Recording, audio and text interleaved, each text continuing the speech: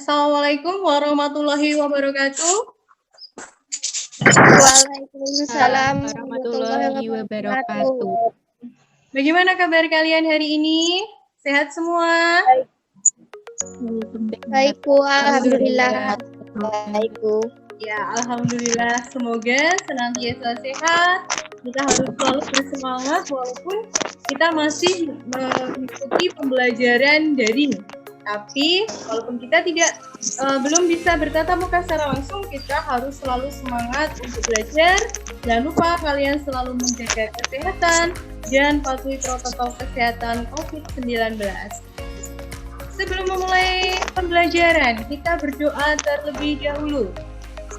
Kita silahkan memimpin doa. Sebelum memulai pembelajaran, mari kita berdoa menurut agama dan kepercayaan masing-masing. Berdoa dimulai.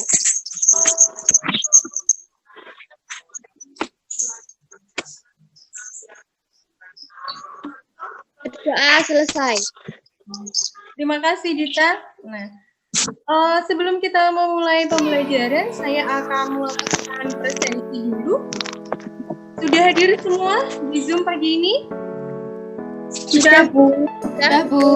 Ya, alhamdulillah. Terima kasih untuk semangat kalian untuk selalu belajar dan aktif jika kalian belajar dan tidak terlambat jika kalian masuk ke dalam Zoom. Nah, sebelum kita memulai materi kita hari ini, Ibu ingin mereview materi kita minggu kemarin. Yang kita pelajari minggu kemarin adalah tentang reformasi. Ada yang masih ingat apa itu reformasi? Saya silahkan Dita. Reformasi adalah perubahan yang terjadi secara cepat yang bertujuan untuk perbaikan suatu masyarakat atau negara. Ya, bagus sekali Dita. Tepuk tangan buat Dita pagi ini. Biar semangat semuanya ya. Iya, ini juga harus semangat. Nah, bagi kali reformasi adalah suatu perubahan yang terjadi dalam suatu masyarakat atau suatu negara yang tujuannya adalah ingin kehidupan masyarakat atau negara yang lebih baik. Nah, kalau kalian masih ingat kemarin, reformasi di Indonesia dipicu oleh berbagai hal. Krisis ekonomi, kemudian yang kedua karena kekuasaan Presiden Soeharto yang sudah berkuasa selama 32 tahun dan dianggap banyak terjadinya praktek KKN. Ya, dari latar belakang itu akhirnya terjadilah yang namanya reformasi. Kemarin kita sudah belajar tentang reformasi, tentang agenda reformasi, sampai dengan lengsernya Presiden Soeharto. Berarti yang akan kita pelajari hari ini adalah kelanjutan dari kehidupan bangsa Indonesia pada masa reformasi. Saya screen dahulu.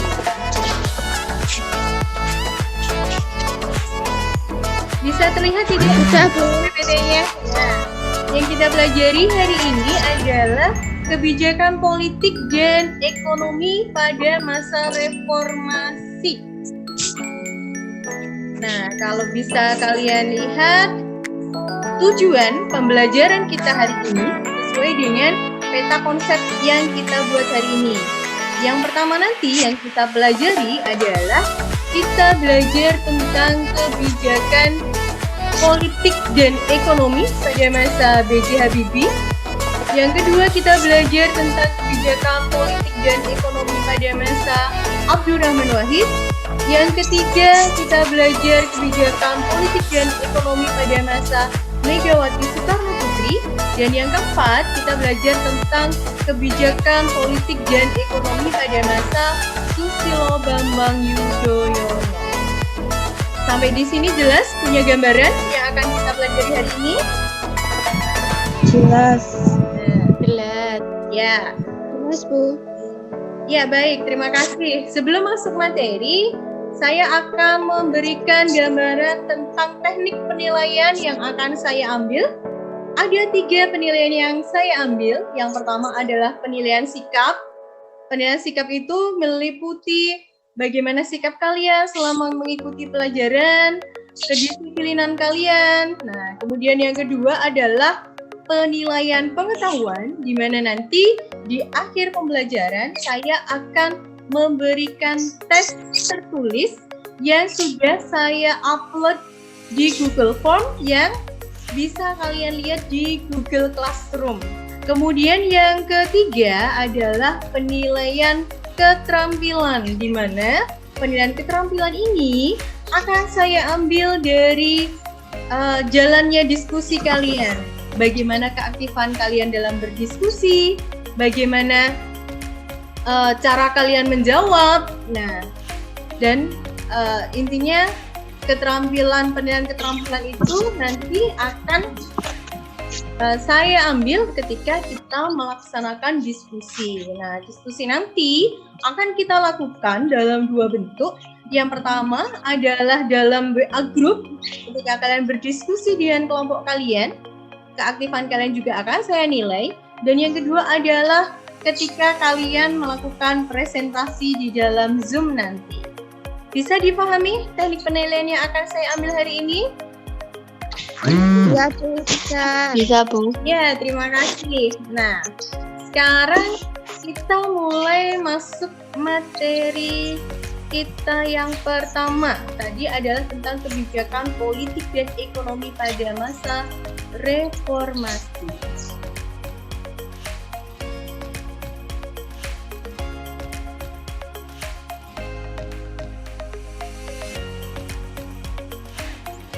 Ada gambar. Ada yang tahu siapa beliau? Silahkan mic-nya. B.J. Habibie. Ya, bagus sekali. Kita B.J. Habibie. Nah, kemudian yang kedua, gambar siapakah beliau? Silahkan di-on-kan dan kalian aktif untuk menjawab. Abdurrahman Wahid. Ya, Abdurrahman Wahid. Bagus sekali, Arifia Aulia. Yang berikutnya, gambar siapakah beliau? Megawati, Bu. Megawati, Bu. Bagus sekali. Megawati. Gambar Bu Megawati Soekarno Putri. Nah, yang berikutnya, ada yang tahu siapa sosok beliau? Susilo Bambang Yudhoyono. Bagus sekali. Tepuk tangan buat 9G. Nah, berarti kalian pintar, berarti kalian tahu tentang sejarah bangsa Indonesia, bahwa Indonesia punya sosok-sosok pemimpin. Mulai dari yang pertama tadi adalah Bapak B.J. Habibie. Ini adalah pemimpin Indonesia pada masa reformasi ya. Yang pertama ada Bapak B.J. Habibie, yang kedua Bapak Abdurrahman Wahid atau biasa kita mengenalnya dengan nama Gus Dur. Kemudian yang ketiga adalah Ibu Megawati dan yang keempat adalah SBY atau Susilo Bambang Yudhoyono. Nah, sebelum kita belajar lebih lanjut, saya ingin kalian melihat salah satu tayangan video berikut ini.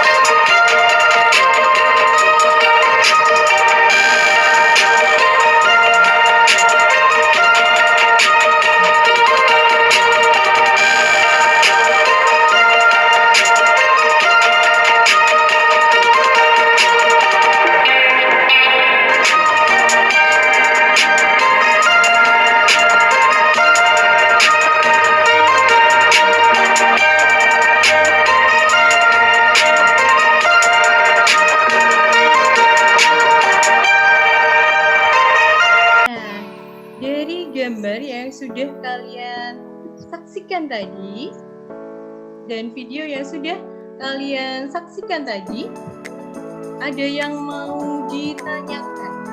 Dita, silakan. Apa bedanya dengan kebijakan Orde Baru? Ada yang bisa menjawab pertanyaan Dita? Apa hubungan kebijakan tadi yang dilakukan oleh Habibie perbedaannya dengan kebijakan Orde Baru? Kalau Orde Baru kebebasan pendapatnya dibatasi, Bu, tapi kalau reformasi bebas berpendapat. Ya, bagus sekali Aulia. Terima kasih. Nah, jadi salah satu kebijakan yang dilakukan oleh B.J. Habibie tadi, kalau kalian sudah melihat tayangan videonya, adalah B.J. Habibie melakukan kebebasan pers. Nah, di mana sebenarnya dengan pada masa Orde Baru kita tahu kebebasan pendapat itu dibatasi, bahkan pemerintah itu cenderung bersikap represif. Nah, kebebasan pers itu tidak boleh menulis atau mengulas hal-hal yang negatif tentang pemerintah. Nah, itu pada masa Orde Baru. Sedangkan ketika reformasi berjalan dan reformasi terjadi, B.J. Habibie kemudian membuat kebijakan yaitu adanya kebebasan pers, yaitu setiap orang itu berhak atau boleh mengemukakan pendapatnya. Bisa dipahami? Bisa jelas? Jelas, Bu. Ya, terima kasih. Nah, hubungannya apa dengan materi kita hari ini tadi? Hubungannya, kalau kalian tadi sudah memperhatikan gambar-gambar, kalian sudah memperhatikan peta konsep. Nah, hubungannya dengan materi kita hari ini adalah kita akan mempelajari lebih lanjut apa toh kebijakan politik dan ekonomi yang diambil oleh masing-masing presiden yang berkuasa selama masa reformasi. Nah, sehingga setelah ini saya akan membagi kalian menjadi 4 kelompok. Nah, di mana kelompok 1 kalian nanti silahkan mempelajari dan berdiskusi tentang kebijakan politik dan ekonomi pada masa B.J. Habibie. Kelompok 2, silahkan kalian berdiskusi tentang kebijakan politik dan ekonomi pada masa Abdurrahman Wahid. Kelompok 3, silahkan kalian berdiskusi tentang kebijakan politik dan ekonomi pada masa Megawati.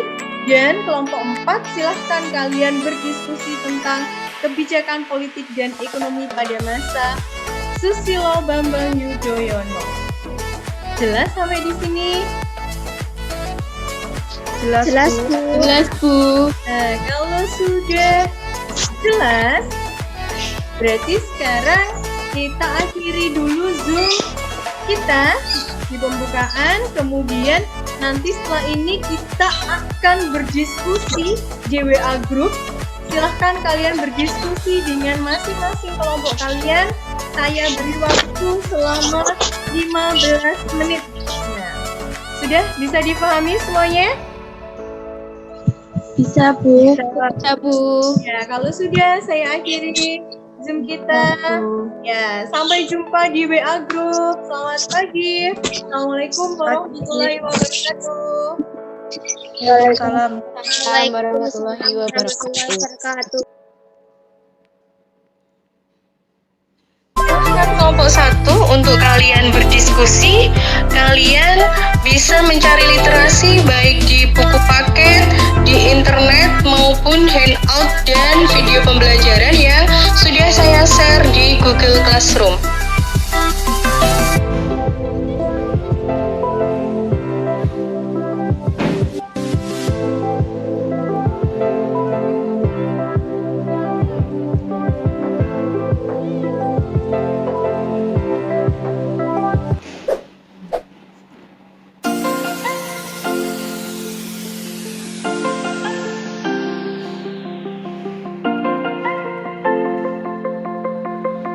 Baik, nanti silahkan untuk dipresentasikan ke diskusi di Zoom ya.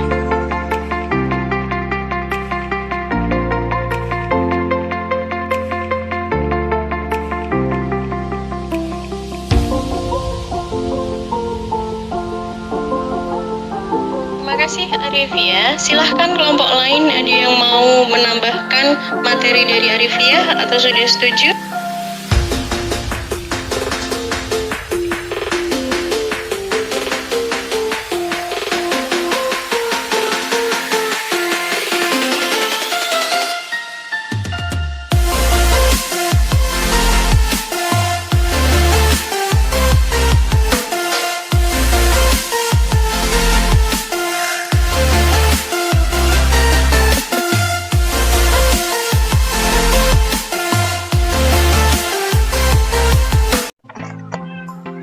Nah, karena tadi kalian sudah berdiskusi dengan kelompok kalian, sekarang saatnya kalian silahkan presentasi masing-masing kelompok, dan kelompok lainnya silahkan membuat tanggapan maupun pertanyaan.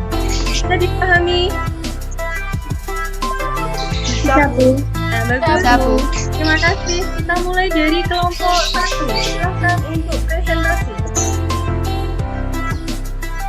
Saya mewakili kelompok 1 akan mempresentasikan tentang kebijakan ekonomi dan politik pada masa pemerintahan B.J. Habibie.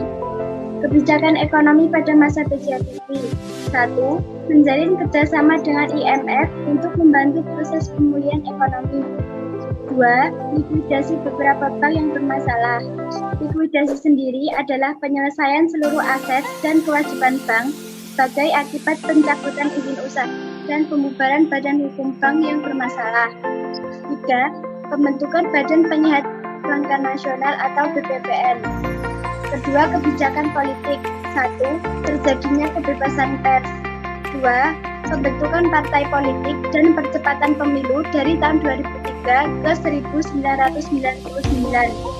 3. Lepasnya Timur Timur dari NKRI. Dan yang terakhir, pemberian gelar pahlawan reformasi bagi korban Trisakti. Bagus sekali. Kelompok 1. Tepuk tangannya buat kelompok 1 biar pada semangat hari ini. Nah, silahkan kelompok yang lain kalau ada yang mau bertanya menanggapi. Ya, silahkan. Apakah fungsi dari BPPN itu? Terima kasih, Aska. Silahkan kelompok 1 menanggapi. Saya, Bu. Nah, silahkan.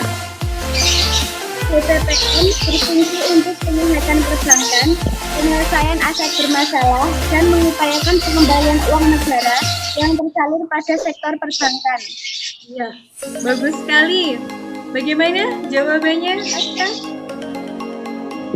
Bisa dipahami dari kelompok 1? Ya, jadi BPPN itu adalah lembaga Badan Penyihatan Perbankan Nasional, sebuah lembaga yang dibentuk untuk menyehatkan perbankan yang pada waktu itu bermasalah, bahkan sampai ada beberapa bank itu yang dilikuidasi atau tidak boleh beroperasi lagi. Nah, itu akibat dari adanya krisis ekonomi yang terjadi pada 1998. Bisa dipahami ya? Kemudian kita lanjutkan pada berikutnya, yaitu presentasi kelompok 2. Silakan kelompok 2. Saya perwakilan dari kelompok 2 ingin mempresentasikan tentang materi kebijakan politik dan ekonomi masa pemerintahan Abdullah bin Wahid. Kebijakan ekonomi terdiri dari membentuk Dewan Ekonomi Nasional atau DEN. 2. Panjangnya hubungan dengan IMF. 3. Terjadinya skandal Bulogate dicurigainya Gus Dur terlibat penggunaan non-budgeter bulog, dan Unigate adanya indikasi penyelewengan aliran dana dari Sultan Brunei.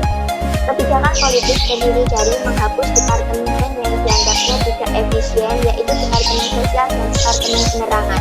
2. Menjadikan Tahun Baru Cina atau Imlek sebagai hari libur nasional. 3. Mencari dukungan internasional dengan melakukan banyak kunjungan ke luar negeri. 4. Melakukan negosiasi dengan gerakan Aceh Merdeka atau HAM. Terima kasih.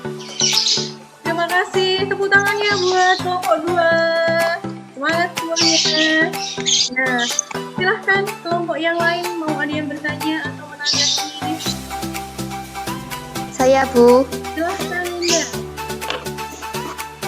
Kenapa Gus Dur menghapus Departemen Sosial dan Penerangan? Ya, saya perjelas kenapa Gus Dur menghapus Departemen Sosial dan Departemen Penerangan. Begitu, Linda ya. Silahkan kelompok 2 untuk menjawab. Iya, Bu. Karena menganggap kedua departemen itu tidak efisien dan ingin menghemat anggaran belanja negara. Oh ya, bagus sekali. Terima kasih untuk kelompok 2. Jadi, kenapa waktu itu Gus Dur menghapus 2 departemen, yaitu Departemen Sosial dan Penerangan? karena dua departemen itu dianggap kurang efektif sehingga hanya menghambur-hamburkan uang negara, sehingga kemudian Gus Dur menghapus dua departemen tersebut punya tujuan untuk adanya efisiensi anggaran negara. Selain itu, Gus Dur juga menganggap kalau Departemen Penerangan itu lebih kayak perpanjangan tangannya Orde Baru. Nah, itu kalau Departemen Penerangan itu digunakan Orde Baru untuk menjelaskan kebijakan-kebijakan dari Orde Baru. Nah, sehingga kemudian pada masa Gus Dur, ini dihapus dan dianggap Gus Dur juga menghambat kebebasan pers di Indonesia. Bisa dipahami? Terima kasih. Kalau bisa kita lebih semangat lagi ya. Bisa, Bu. Ya, kita lanjut kepada kelompok ketiga. Silahkan untuk mempresentasikan hasil di kelompoknya. Saya mewakili dari kelompok 3 mau menyampaikan tentang materi kebijakan politik dan ekonomi Megawati Soekarno Putri. Ya. A. Bidang ekonomi. 1. Untuk meningkatkan pertumbuhan ekonomi dan mengisi APBN, dikeluarkan kebijakan yang berupa privatisasi BUMN. Kedua, memperbaiki kinerja ekspor sehingga ekspor di Indonesia dapat ditingkatkan. Ketiga, memutuskan hubungan dengan IMF atau International Monetary Fund. Yang B, bidang politik. 1. Mengadakan pemilu atau pemilihan umum secara langsung dan demokratis yang dilaksanakan tahun 2004 baik dalam memilih presiden dan wakil presiden serta anggota legislatif. 2. Untuk mengatasi korupsi, dibentuk Komisi Pemberantasan Korupsi atau KPK. Terima kasih. Ada yang mau bertanya materi dari kelompok 3? Saya, Bu. Ya, silahkan Clara. Apakah yang dimaksud privatisasi BUMN? Bagus sekali pertanyaannya Clara. Silahkan kelompok 3 untuk menanggapi.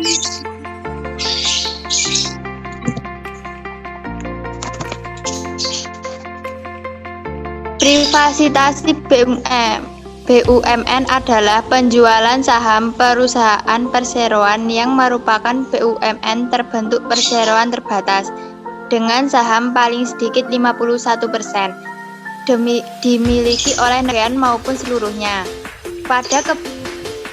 kepada pihak lain dalam rangka meningkatkan kinerja dan nilai perusahaan, memperbesar manfaat bagi negara dan masyarakat, serta memperluas pemilikan saham oleh masyarakat. Bagus sekali jawabannya kelompok 3. Nah, kalau saya boleh menambahi, jadi privatisasi BUMN itu adalah kepemilikan badan usaha milik negara yang boleh dimiliki oleh pihak swasta, di mana tujuan Presiden Megawati pada waktu itu melakukan privatisasi adalah ingin untuk menambah anggaran belanja negara dan mendorong pertumbuhan ekonomi. Nah, akan tetapi pada waktu itu kebijakan Presiden Megawati ini pada akhirnya menjadi pro dan kontra. Saat itu adalah sarana telekomunikasi negara yang bersifat sosial atau politik yang ditakutkan oleh rakyat Indonesia kalau dua lembaga itu dijual terutama kepada pihak asing, maka rahasia negara nanti bisa terjadi kebocoran. Nah, itu yang namanya privatisasi. Tapi pada waktu itu memang kebijakan privatisasi BUMN itu dari Megawati memang adalah untuk menyelamatkan anggaran belanja negara. Bisa dipahami sampai di sini? Bisa, Bu. Oke, baik. Terima kasih. Kita masuk kepada diskusi kelompok keempat yang terakhir, kebijakan politik dan ekonomi pada masa Susilo Bambang Yudhoyono. Silakan kelompok 4. Saya mewakili kelompok 4 dengan materi kebijakan politik dan ekonomi masa Susilo Bambang Yudhoyono. Kebijakan ekonomi. 1. Mengurangi subsidi BBM negara Indonesia dengan menaikkan harga bahan bakar minyak. 2. Membuat kebijakan bantuan langsung tunai atau BLT kepada masyarakat miskin. Kebijakan politik. 1. Amandemen UUD 1945 tentang pembatasan jabatan presiden maksimal selama 2 periode. 2. Penguatan pelaksanaan otonomi daerah. 3. Menyelesaikan konflik Gerakan Aceh Merdeka atau GAM dengan menandatangani perjanjian Helsinki. Ya, bagus sekali.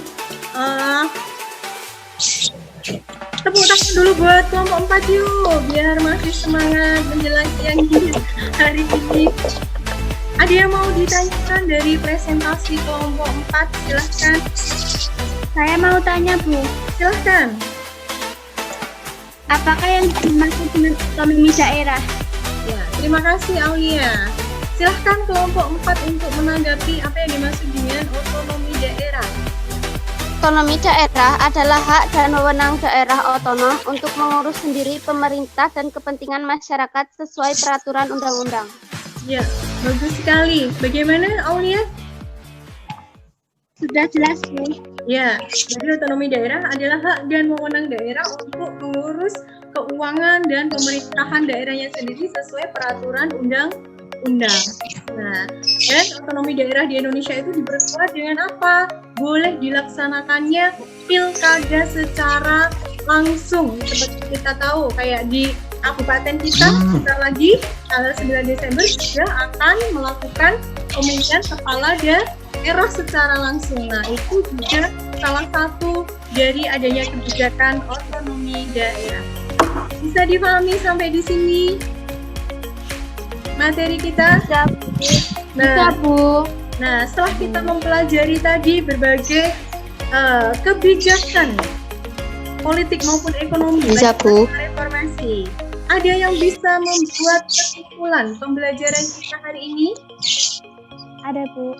Nah, silahkan Fajriana. Yang kami pelajari hari ini adalah tentang kebijakan politik dan ekonomi masa reformasi. Kebijakan politik teman-teman kebebasan pers dan pemilihan presiden dan wakilnya secara langsung. Kedua, kebijakan ekonomi melibatkan bantuan langsung tunai dan adanya BUMN.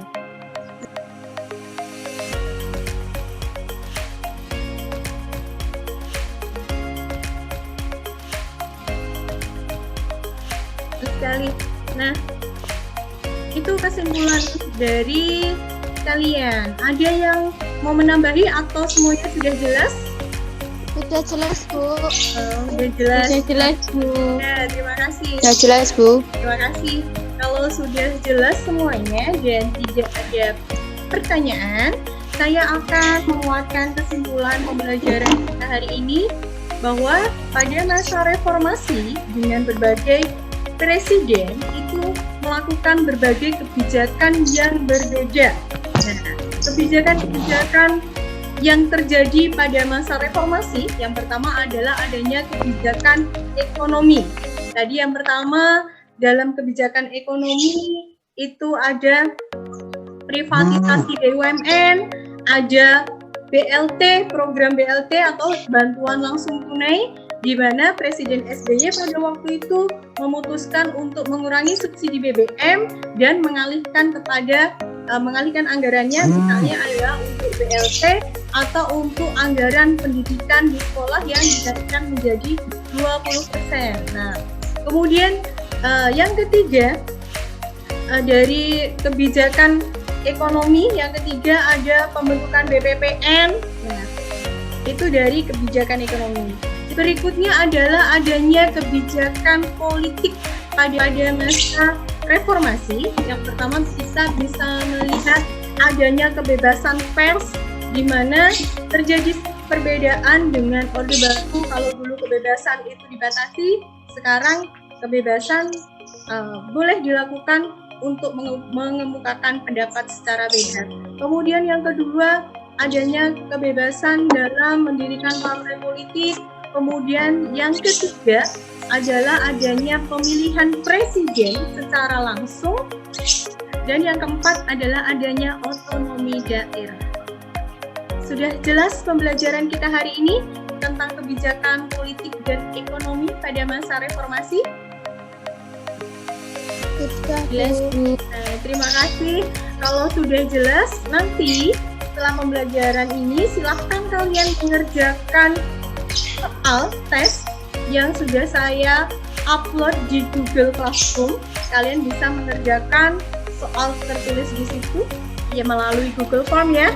Nah, kemudian yang berikutnya saya mengingatkan kalian untuk belajar materi kita minggu kemarin, yaitu tentang pengertian reformasi, dan yang kedua materi kita hari ini yaitu kebijakan politik dan ekonomi pada masa reformasi, karena minggu depan saya akan melakukan ulangan harian. Nah, bisa dipahami? Jangan lupa ya semuanya semangat belajar dulu supaya nilainya bisa baik dan bagus semua ya. Kalau sudah, terima kasih sekali atas perhatian kalian, keaktifan kalian yang luar biasa dalam diskusi kita hari ini, pembelajaran kita hari ini.